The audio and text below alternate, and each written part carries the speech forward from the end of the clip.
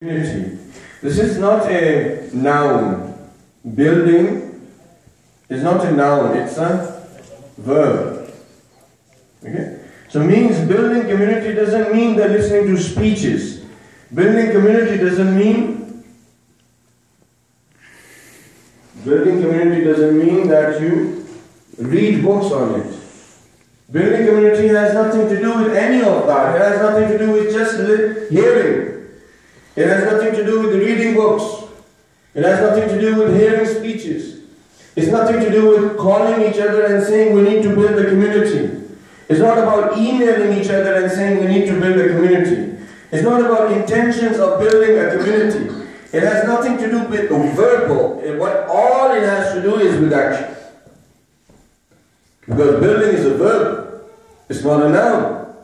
If a person says, I'm going to build, right? I'm going to build a building, and the person keeps on just looking at the blueprints, keeps on making the intention, keeps on reading about the codes, the building codes, keeps on reading about what to utilize, and never starts with the first step to actually start building the foundation and then the building, it will never get built. And what has happened to us is that we all are concerned about building a community. We all want to build a community. We're all telling each other that we need to build a community. We're all using all of this, but we're not building. We're not doing the action that is required. So just by saying that we need to build a community, community is not going to be built. Who are the builders to build a community? Is it the Maulana? When you build a building, how many people are required? One person? Is it just the responsibility of one person? It's not one person, right? You have individuals that are also the engineers, you have the planners, you have the people who are the foremen, you have the people who are the workers, you have the raw material which is required, and all of this, when it gets into in sync and synergy, and they start working, the building is built. One person cannot build a community. Two people cannot build a community. As long as everybody in that area, in that geographical area that they want to build the community, as long as if every one of us start doing the action of building, then our community will be built. MashaAllah. Whereas you also have the problem of those people that are going to destroy your community. So it's not just a matter of building, but you also have to protect from those individuals who want to bulldoze this building. MashaAllah, Jazakallah. Who want to break the bricks that have come together. Who want to destroy the roof, the shelter of that building. Who want to break the windows and the doors of that building. We need to have those people as well to protect that building which is built. Who are those people who destroy communities? They're mufsideen. They're the ones who create fitna and fasad, who create the environment in which, when the bricks come together, they destroy those. When the roof is put on, they destroy the roof. These people are hypocrites. When they are among the people, they say, we are with you, but when they go home, to their shayateen, to their devils, they say we were just joking. These individuals are the ones that through hypocrisy, they infiltrate inside of those people, and then what do? They destroy the building from within. If you have a person who comes and wants to break the window and you can see it, will you let that person break the window of your house? You won't. But if the person says, I am also part of this building, I'm also part of this house, I have the right to enter into this building, I am just like you, you'll say, okay, Bismillah, please come in. And when they come in, then they start destroying that. What is the bulldozers, what are the wrecking balls that these people use to destroy communities? Ghiba is backbiting. MashaAllah. It's tale telling. Chukal kholi. We use that in Urdu. It's tale telling. It's hasad, jealousy. It is tuhmat. It is what? Tuhmat is when you have not done something wrong, somebody alleges you that you've done it wrong. They do it with tuhmat, they do it with sakhat. Sakhat is when you give pain to individuals with your tongue or with your hand. They do it with insulting, defamation. How many things now? You see how many records, how many, wrecking balls that come towards this building, and what do? We protect?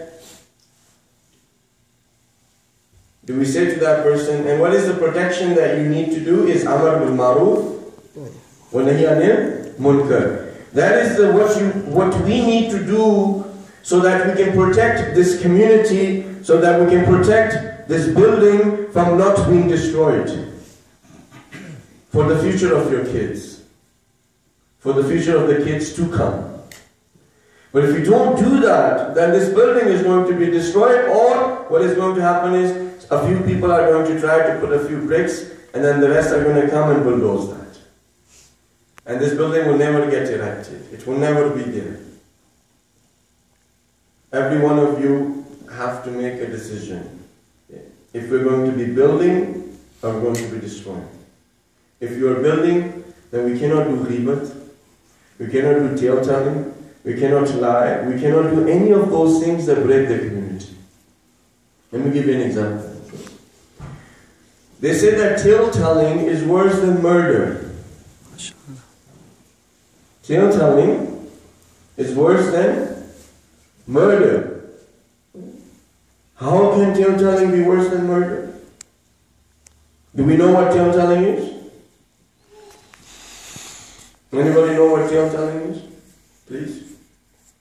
Ghibat? Chogkhori, yes, I know, but tale-telling in Urdu is chogkhori. But what is the definition of tale-telling? Do we know the definition?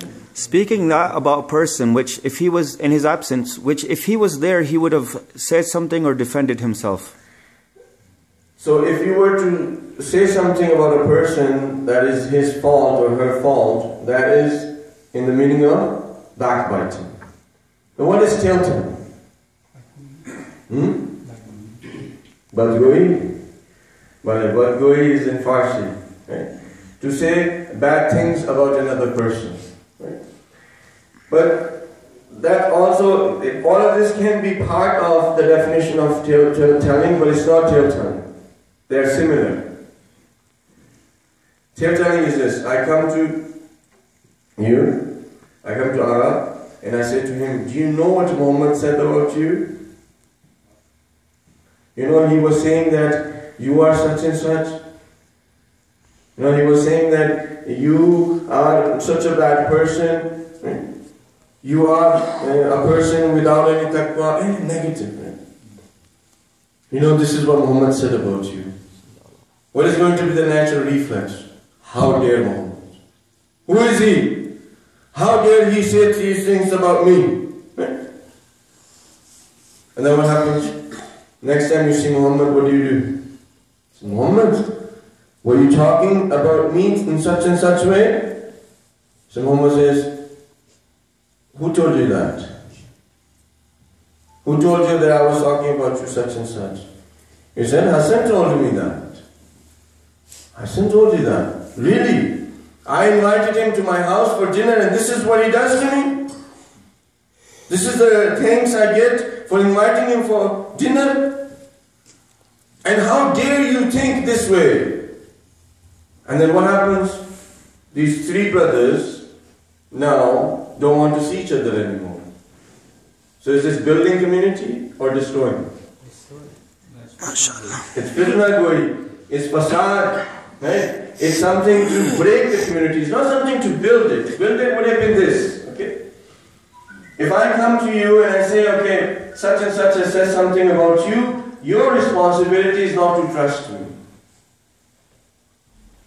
Okay? First thing you have to do is not trust me, because if I'm saying this about Muhammad to you, what is stopping me to say something exactly the same about you to somebody else? MashaAllah. Right?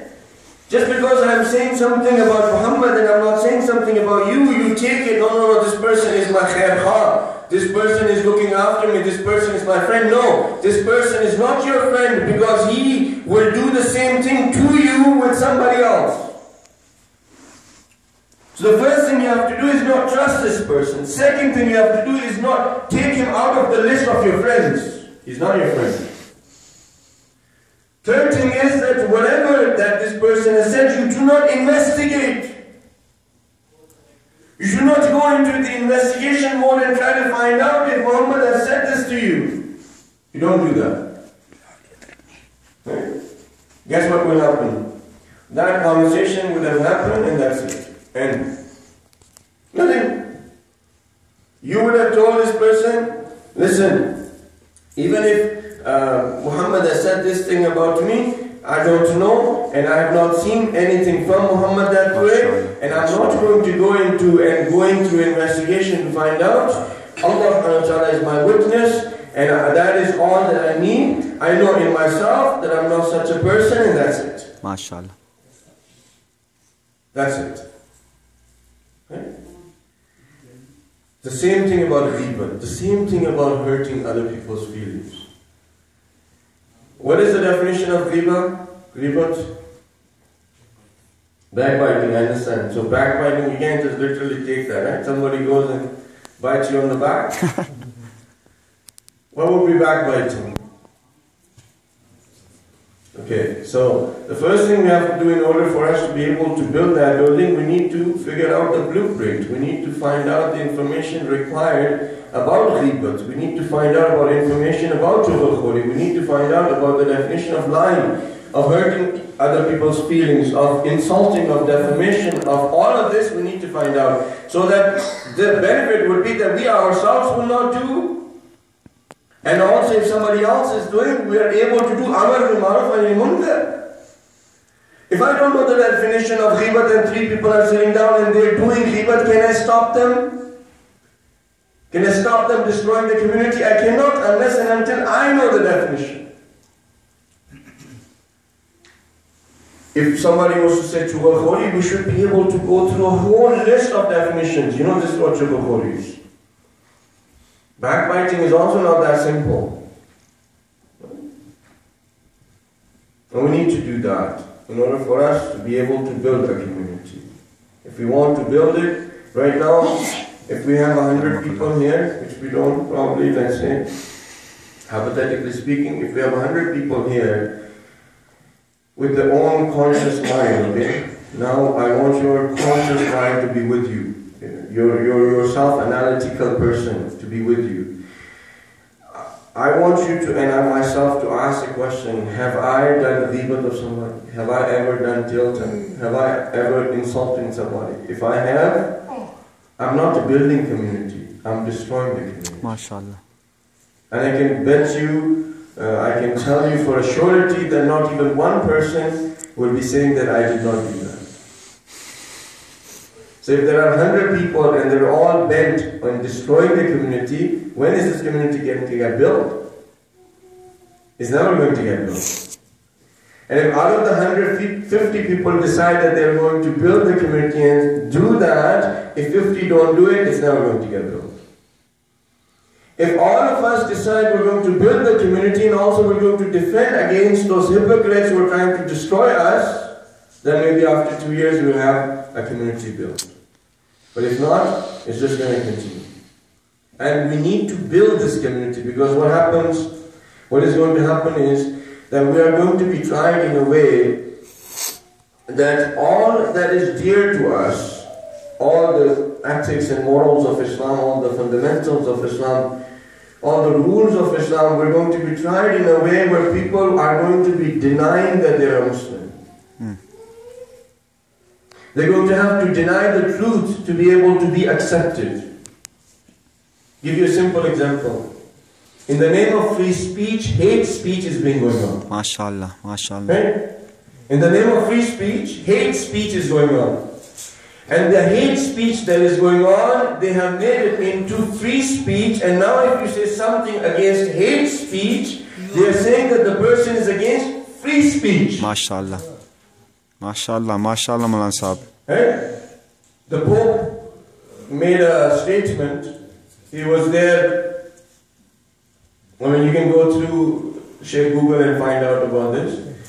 The words might not be exactly the same, but just to give you the mafhum, the meaning of it. There were people, journalists there, and they were talking about free speech and hate speech, and they were talking about the fact about what happened recently. And there was a person with the Pope. So the Pope gave the example. He said that if this person standing right next to me, if somebody was to swear at his mother, what would this person do? This person, if somebody swears at his mother, this person will retaliate. Yes. Will hit the person. Will do something to tell the person, you've insulted my mother. Is the meaning of it. You cannot expect that if you were to swear at his mother, that this person is going to react in this manner, that it's okay, no problems. You have the right to swear at my mother, it's okay. You have the right for free speech, it's okay. You can swear, you can say whatever you like to my mother, it is okay. It's alright, it's not a big deal. You just said it jokingly, you just said it in satire, you just said it jokingly, that your mother is such and such, it's okay, I'm not going to react. Pope is, saying, and I bet you anything, if you go through the comments and so forth, some of the people will be even saying to the Pope, what are you talking about? By your speech, by saying this, you are actually justifying the actions of those people who did that atrocity in Paris. Okay? Who's speaking? The Pope, the religious leader of Christianity, Catholics. The person who is the head of state, the person who has his own government. This person is talking about that you should distinguish what is free speech and what is hate speech. But even if the Pope says it, they're going to have fingers pointed towards the Pope and saying, what are you talking about? What if me and you say it? What if you and I say it? That free speech is allowed, but free speech is with boundaries. Free speech is not complete freedom. Free speech means that you have certain rules. Free speech doesn't mean that you can go ahead and say anything in the banner of satire or comedy and then expect that nobody's going to say anything. That it is hate speech. And then there are prejudice. It's prejudice. It's like having two faces. If I was to say something about anything to do with Semitism, then that is not free speech. That's hate speech. And then by law, you can be persecuted for that. I am also Semitic. When the Muslim comedian will go on stage and make fun of the Muslims, they'll say, it's okay, it's a Muslim making fun of the Muslims. What are you talking about? If a Jewish person goes on the stage and makes fun of Jewish people, they say, it's okay, it's a Jewish person making fun of Jewish people, so it's okay. Right? But if it's a black person making fun of the white people, they say, this person... It's Eddie Murphy. This person is becoming, prejudiced.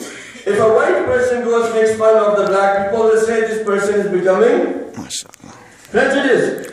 There are 24 nations that are called Semitic. We are part of it. MashaAllah, MashaAllah. There are religion, Judaism, Christianity, Islam. These are three Semitic religions. Jazakallah. If anybody says anything against Islam, it is also anti-Semitism. If anybody says anything against the Prophet, this is also anti-Semitism. We have to realize, go through history and see those nations that are Semitic, we are also part of that. In the Arabian Peninsula, in that area where Bani Israel, where all of the prophets came, that area, all of the nations that are there, they're Semitic nations. Why is it that in today's world only a certain part of a people are called that they are Semitic, and anybody says anything against them, then it is anti-Semite? Anybody says anything against Christianity is anti-Semitism. Anybody says anything against Hazrat Isa is anti-Semitism. There is nobody who should have the right in free speech to defame Hazrat Isa or any of the prophets. There's no right. But what did we do? We don't know ourselves. We don't know. We're just scared. So, when the cartoons were made of the Holy Prophet, we asked people to come out and to protest. Bring your voice out. This is something which is hate speech. According to the leg of the law, come out and put your opinion. Tell them that this is not right. Condemn it. We tried so hard, and in Toronto we were able to bring out only 7,000 people. While in Toronto there are 150,000 Muslims who were living there. Only 7,000 people came out, and 7,000 people was a very big crowd. When this happened, there were millions of people who were on the street. There were millions of people who came out on the street, but when the cartoons were published now, of the Holy Prophet crying and saying, I am Charlie, and then also having the headline, that I forgive you, what has happened? Now the environment is such that if you talk about hate speech versus free speech, now you can't even have a protest about it. You can't even come out and condemn that this cartoon is actually has nothing to do with the Holy Prophet. It has nothing to do with Islam. Bar Muhammad wa Ali Muhammad salawat.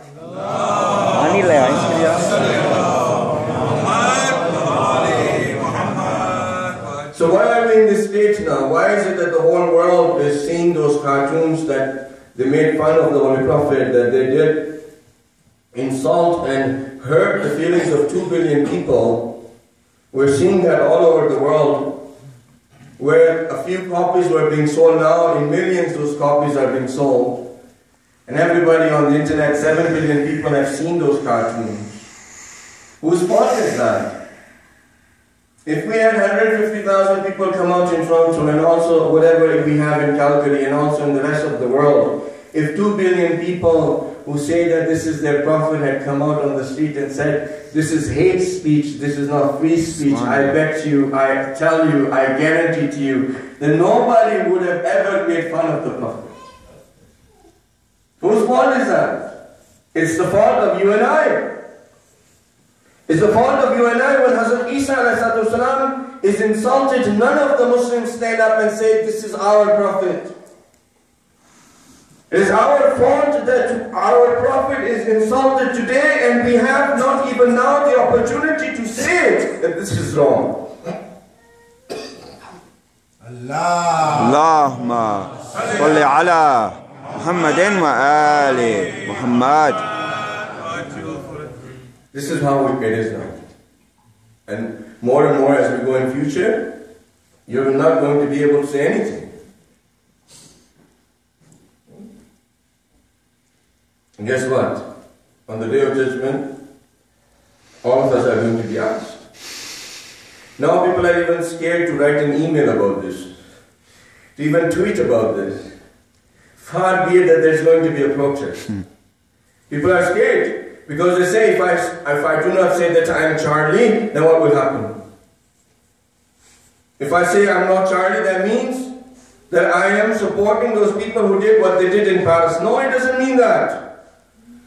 The innocent, whenever they happen to be killed, whether they're Christian, Jews, Muslims, atheists, agnostics, any innocent being killed is against the tenets and the principles of Islam. Even to the point that if an animal is killed without any justification, Islam condones that. I'll tell you the example of our Imam Ali alayhi salatu wasalam. Allahumma salli ala Muhammadin wa ali Muhammad. In his government, which was 4 years and 9 months, in his government, he asked all of the people who were the governors, who were people of authority, to come, and he wanted to have a meeting with them. They all came together, and Imam said to them, if the news that I'm about to give to you, if once you hear that news, and you get a mental breakdown, you have a seizure, This is the mafhum, this is the meaning, that if you die after listening to this news, you would have died on the truth.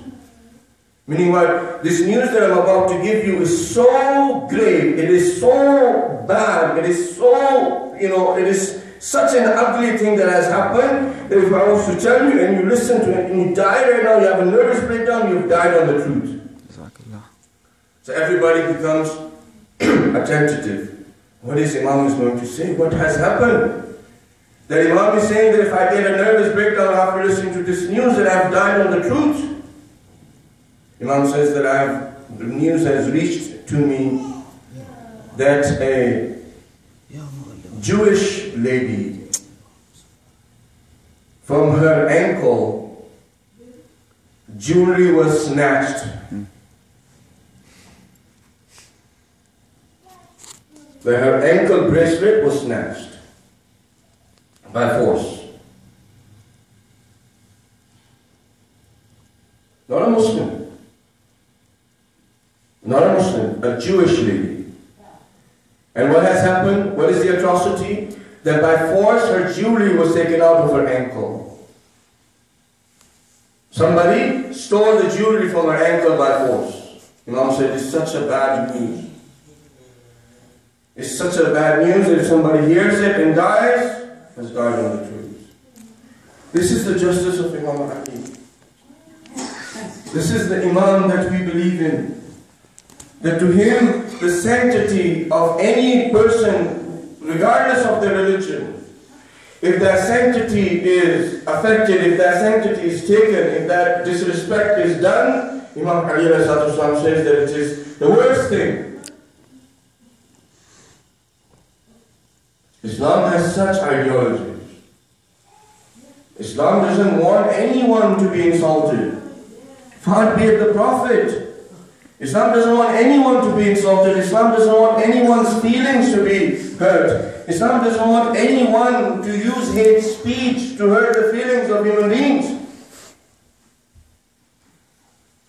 Islam is a religion that looks at the person, the individual, as the creation of Allah subhanahu wa ta'ala. And wants us to respect that creation just with the same sanctity as we have for Allah subhanahu wa ta'ala. Unless and until the creation becomes in war, becomes the enemy of Allah subhanahu wa ta'ala. Other than that, the respect is for every single individual.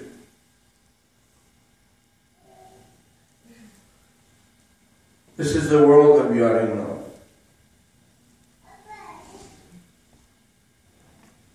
And we are at this point because of us.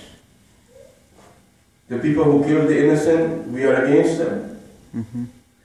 Regardless of that person being a Muslim, being a Christian, Jew, or atheist, or agnostic. We are against them. Even those people who are killing animals innocently or destroying the creations of Allah subhanahu wa ta'ala, we're even against them. We're against hate speech, but we are for free speech. But free speech has to have boundaries. Free speech cannot become hate speech and then expect that nobody is going to say anything. Because if you give me the freedom, I should be able to tell you that this is not free speech, it is hate speech. Subhanallah, subhanallah. If you don't even give me this freedom to be able to tell